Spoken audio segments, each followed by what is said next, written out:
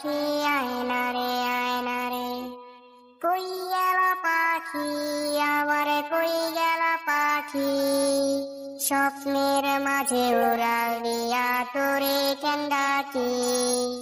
রাত জাগা পাখি আমার রাত জাগা পাখি, জেগে জেগে আমি কেন তোর কথা ভাবি।